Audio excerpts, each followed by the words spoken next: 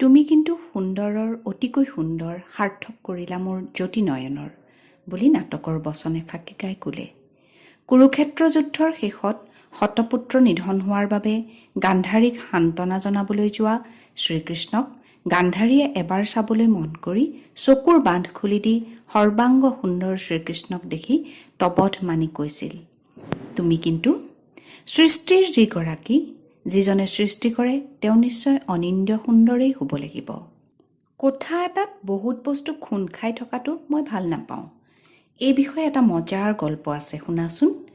এগৰাকী মহিলাই বহুত দিন ধৰি ডাঙৰ ভাড়াঘৰ এটা বিচাৰি গিৰিয়েকক তাৰণা দি আছিল। এতিয়া থকা ঘৰটো সৰু। ঘৰ এটা বিচাৰি পাই যাবলৈ ওলাই ঘৰৰ বস্তু বাহানি লাম লাকুত যি আছিল সকলো সামৰি ওলাওঁতেই এবাৰ কিবা বস্তু এৰিলোঁ নেকি বুলি ভিতৰ সোমাই তেওঁ অবাক। তেওঁ বস্তুবোৰ নিয়াৰ পাছত ঘৰটো মুকলি হলত দেখিলে যে নতুন ঘৰটো ইয়াতকৈ বহুত সৰু। হিবিজিবিকৈ বস্তুবোৰ থোৱাৰ বাবে ঘৰটো সৰু যেন লাগিছিল। তেওঁলোক পুনৰ সেইটো ঘৰতে বস্তুবোৰ ঠাণ্ঠিত লগাই থাকিবলৈ ল'লে। ঘৰ সলোৱা নহ'ল। এখন বিচনা, এখন টেবুল, এখন বা দুখন চকী আৰু এখন আইনাই যথেষ্ট। ইয়াত পিছে টেবুলত 2টা বটলত পানী আৰু 2টা গিলাচ লাগিব। বন্ধু বান্ধৱ আহি পানী খাবলৈ বিচাৰিব পাৰে। মোৰ গিলাচত আনে খোৱাটো মই নিবিচাৰোঁ। মই ক'ত পানী বিচাৰি ফুৰিম? এনেবোৰ কাম কৰিবলৈ আপোনালোকে এজন লগোৱাও দিব। কোঠাটোৰ মুখত লেতেৰা জোতা মোহাৰিবলৈ বস্তা এটা বা ডোৰমেট থাকিলে ভাল। পানীৰ বটল আৰু গিলাচৰ যোগাৰ ধৰিবলৈ হোটেলৰে লগোৱা এজনক বন্দবস্ত কৰিছোঁ। তেওঁক আনি আপোনাক চিনাকি কৰি দিম আৰু তেওঁৱেই আপোনাক ব্যক্তিগতভাৱে আলপৈচান ধৰিব। আপোনাৰ ৰুমত থকা এই কলিং বেলটো টিপিলে তেওঁ আপোনাৰ ওচৰ পাবহি। বেছ, আপোনাৰ বুদ্ধিক তাৰিফ কৰিছোঁ। শিল্পী মানুহটো নিজস্ব খেয়াল খুজিমতে চলিবলৈ পাব লাগে। পিছে এনে সুবিধা সকলো ঠাইতে পোৱা নাযায়। অতিথিৰ স্বাৰ্থৰ প্ৰতি বেছিভাগ গৃহস্থই হয় উদাসীন। আপুনি তাৰ ব্যতিক্ৰম। শিল্পীৰ আলহী আহুকালৰ প্ৰতি চকু দিয়া মানুহ বিৰল। পিছে এটা কথা, হোটেলত পকা কেঁচা সকলো বস্তু পায়নে?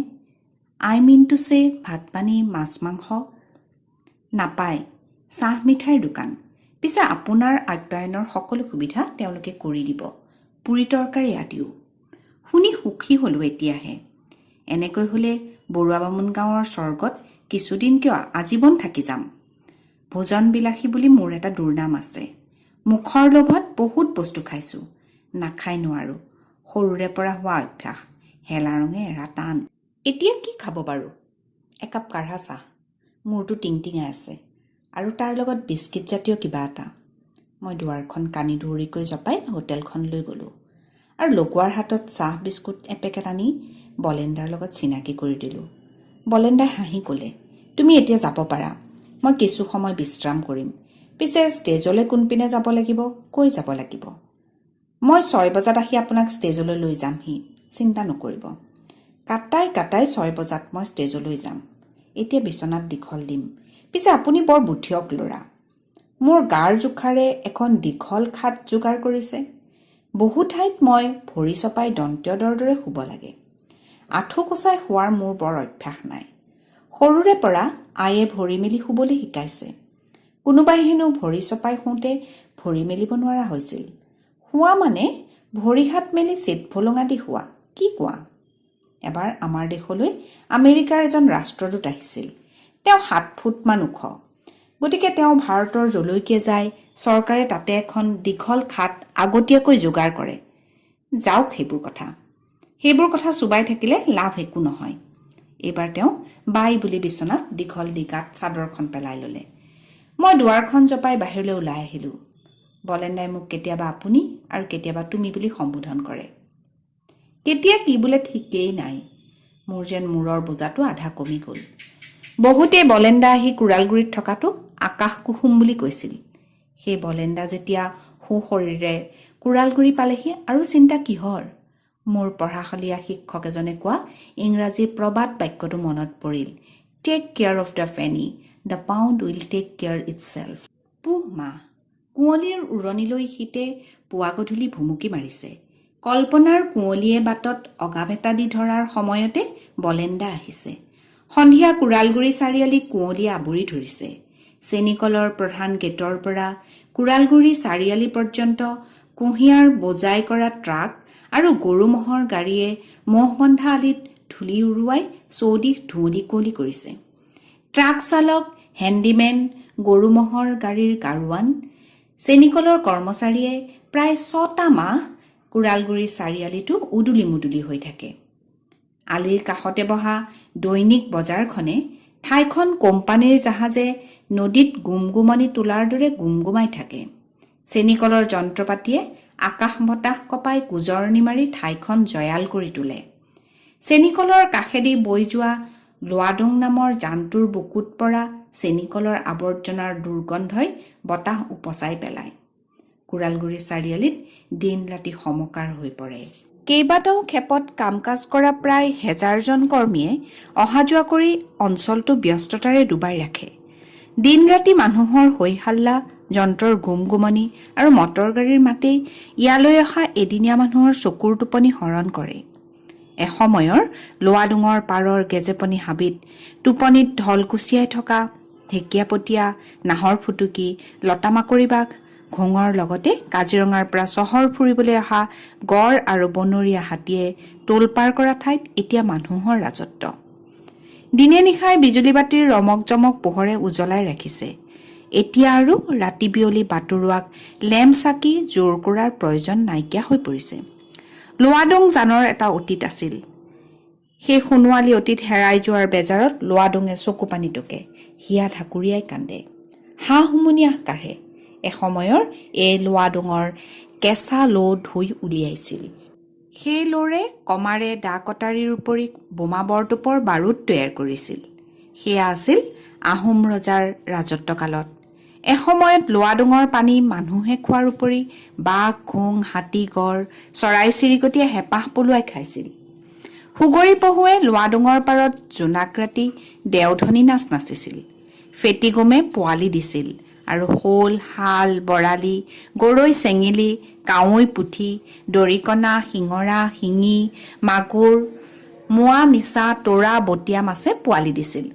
এতিয়া চেনিকলৰ আৱৰ্জনাৰে দূষিত পানী খাবলৈ পশুপক্ষী নাহে, মাছে পোৱালি নিদিয়ে আৰু লোৱাডুঙৰ পাৰৰ গেজপনি হাবিৰ গছত হুদু ফেঁচা, শগুন, হেন, চিলনী, কপৌ, ভাটৌ, বৰটোকোলাই পোৱালি নিদিয়ে। বন কুকুৰাই জোপাৰ মাজত বহি কণীত উমনি নিদিয়ে। কাৰণ লোৱাডুঙৰ পানী দূষিত হৈছে, মাছ মগৰ নাইকিয়া হৈছে। পশুপক্ষীৰে এটা পৰিয়াল হৈ থকা লোৱাডুং নিৰ্জীৱ, নিথৰ। মানুহৰ লগত যুঁজ কৰি প্ৰকৃতি হৈ পৰিছে বিফল, বিৰক্ত, দূষিত। কণাই ধৰা, বেতৰ গুৰি, গৰু কাটি, ঘাঁহি হোলা, বকটুমাটি, বাঘমৰা টোপ, টুনি পুখুৰী, এৰাবাৰী, কমাৰবাৰী ফিল্ড, ৰদাই চুমনি, মৰিশালি টিকা, বাহৰুৱা গোমধৰবাৰী, কাতিপুৰ হাবি, বগাই দত্তৰ হাবি, কৰোকানি, চৰলা আদি সামৰি গ্ৰেজিং টিকাবোৰলৈ অঞ্চলটো হঠাৎ কল কাৰখানা, দোকান বজাৰে সাবটি ধৰিলে। এইবোৰ হাবিত থকা নাহৰ, চাম, বহত, বাঘনলা, ভেঁহ, কঠলুৱা, বান্দৰডিমা, চটিয়ানা, মাই ককাই, শিঙৰি, পোজাৰ, লেৱা, সোণাৰু, বজৰণী, জাতি, ভলুকা, গৰু চকুৱা, মকাল আদি পলং কাঠবাঁহেৰে গিজগিজাই থকা হাবিৰ চিৰি চেহেৰা নাইকিয়া হ'ল। লোৱাডুঙত বৰভেটা মাৰি বৰখোকা পতা কথা হেৰাই গ'ল। নলখাগৰি, বিৰিণা, কহুৱা, পাতিদৈ, লেজাই, বেত আদিৰ পাত টুকিবলৈ যোৱা ম'হ-গোৱাল, গৰখীয়া দেখিবলৈ নাইকিয়া হ'ল। কোনো ল'ৰা ছোৱালী জেতুলী পকা, ফুটুকলা, তুলঠা পকা, পকা কলমৌ, টেপৰ টেঙা, বহত, চাম কঁঠাল বিচাৰি হাবিৰ ফালে নাযায়। মাখি মৌ, বৰমৌৰ গুণগুণনি শুনিবলৈ নোপোৱাৰ বেদনাত লোৱাডুঙে নিজানত চকুপানী আচলেৰে মোহাৰে। চৰাই চিৰিকটিৰ কলকাকলিয়ে মুখৰিত পোৱাত লোৱাডুঙৰ পাৰত গছ গছনিৰ পাতে চকুপানী টুকে, হেৰাই যোৱা অতীত সুঁৱৰি। ভাবলি গাঁও, কপৌচুক, কমাৰচুক, কছাৰী গাঁও, কেয়াডেকা চুবুৰী, বুঢ়া গাঁও, নাহৰণি, বৰুৱা গাঁও, বঙাল গাঁও, মলাইকুমাৰ গাঁও, বাহৰুৱা, তেলীয়া সোণাৰী, শিঙৰাজান, লাওভগা, বেজগাঁও, তীখাচুক, জেলমণি, পলুঙামুৰীয়া, গণক পুখুৰী, শিঙাদাৰী আদি গাঁৱৰ ৩-৪টা মৌজাৰ কেন্দ্ৰস্থল কপৌচুকত দ্বিতীয় মহাযুদ্ধৰ আগতে দাস কোম্পানীয়ে ব্যক্তিগত খণ্ডত এটা চেনিকল পাতিছিল। পিছে লোকচান ভৰি উঠি গ'ল। দ্বিতীয়বাৰ বন্ধ হ'ল অসম সমবায় চেনিকল। অথচ অঞ্চলটোৰ কোনো এঠাইত থিয় হৈ চালে আজিও চকুত পৰে কুঁহিয়াৰণি। থলুৱা মানুহখিনি পৰিশ্ৰমী। কুঁহিয়াৰ খেতি কৰিবলৈ বহুতো লোকৰ প্ৰয়োজন হয়। কথাতে কয় ৭ পো ১৩ নাতি তেহে কৰিবা কুঁহিয়াৰ খেতি। কাতি মাহত ডবল কোৰেৰে কুঁহিয়াৰ তুলি কুৰি চ'ত বহাগ মাহত কুঁহিয়াৰৰ আগ ৰুই গজালি ওলালে সাৰ জাবৰ দি ওখ হ'লেই গজালিৰ বুকুত মাটি পেলাই পুতি দিয়ালৈকে কৃষকে মূৰৰ ঘাম মাটিত পেলাব লাগে। কাতিতে নাতি মুঢ়া আৰু আঘোণৰ পৰা মুঢ়া আৰু শেষত ফাগুন চ'তত আগ কুঁহিয়াৰ পেৰি সামৰি শালি খেতিৰ বাবে কুৰুং কাৰাং কৰিবৰ হয়েই। হালৰ গৰু ম'হ গোটোৱাকে ধৰি কঠীয়া সিঁচা কামত হাত দিলে ৰোৱাতলি প্ৰস্তুত কৰিবৰ হয়। কথাতে কয় কঠীয়াহে বুটি জেঠতে পৰা। গতিকে ৰোৱাতলি কঢ়োৱা সমাৰ বোৱাতকৈ ৩ শিৰ হাল বাই থৈ দিলেই ৰুব পৰা হয়। ভাদ মাহ সোমালে কহুৱা ফুল ফুলাৰ আগতে শালি খেতি সামৰে। মানুহে দিষ্টা দিয়ে। জবৰা শাওন মোটোকা ভাদ। ভাদৰ ১০ আহিনৰ ১০ বোলা কথাষাৰ সুঁৱৰি মাহ সৰিয়হ আলু কচু খাৰধিৰ মাটি উলিয়ায়। এইবোৰ বাম খেতি পিছে লুইতৰ চাপৰিত কৰেগৈ। গেলাবিল দিচৈ ব্ৰহ্মপুত্ৰ কাকডোঙা ধনশিৰিয়ে পলস পেলাই থোৱা মাটিত মাহ সৰিয়হ পাৰিবলৈ খেতিয়কসকল ঘৰ এৰি ২-৩ মাহৰ বাবে নদীৰ পাৰলৈ যায়গৈ আৰু তাতে বহা একোঠালি সাজি বাম খেতি কৰি ৰখীয়া হৈ থাকে। তাৰ পিছত কুঁহিয়াৰ আৰু ধান খেতিত লাগেহি। এইদৰে বছৰত প্ৰায় ১২টি মাহ খেতিয়কৰ হাতৰ হালকোৰ এৰাই নাযায়। পিছে খেতিয়কে ভাত পানী এৰি খেতি বাতি কৰি পৰিয়াল পোহপাল দিয়ে আৰু উভৈনদীকৈ উৎপাদন হয়। তেওঁলোকে বেচিবও পাৰে, কিন্তু খেতিৰ মুনাফা পাইগৈ মধ্যভোগী বেপাৰী এচামে। খেতিয়কৰ পৰা আধামূলীয়াকৈ বস্তু কিনি আনি হাত সলনি কৰি আহোঁতে আহোঁতে মূল খৰিদ্দাৰৰ ওচৰ পাওঁতে ২-৪ গুণ বেছিকৈ দাম পৰেগৈ।